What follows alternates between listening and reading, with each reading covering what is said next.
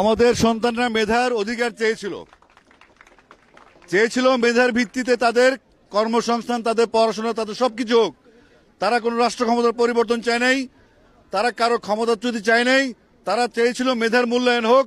সেই মেধার মূল্যায়ন চাইতে গিয়ে যদি আমাদের সন্তানরা বুলেট বিদ্ধ হয়, প্রকাশে দিনে রাতে হেলিকপ্টারে করে এদিকে সেদিকে যে কোনো ভাবে আমাদের সন্তানকে হত্যা করা হয়েছে, শিশুদেরকে হত্যা করা হয়েছে, নিরাপরাধ মানুষকে হত্যা করা হয়েছে, নিরাপরাধ ঘরের মধ্যে বসে থাকে বউ যারা পরিবার আছে তাদেরকে হত্যা করে, ছোট ছোট শিশু যারা অবুঝমান পৃথিবীর আলো দেখেন তাদেরকে হত্যা করেছে। এখন এই আন্দোলন থেকে পিছু হটার কোনো সুযোগ নাই, আমাদেরও কিছু করার নেই, আমরা ব্যর্থ। এই ছাত্ররা সড়ক আন্দোলন করেছিল, এই ছাত্ররা এখন কিশোর বয়স থেকে তরুণ হয়েছে এবং তারা ম্যাচিউর হয়েছে। আমরা কোনো কিছু সিদ্ধান্ত নিব না, আমরা তাদের অনুগত হয়ে তাদের হুকুম মতো আমরা কাজ করব এবং আমি বিশ্বাস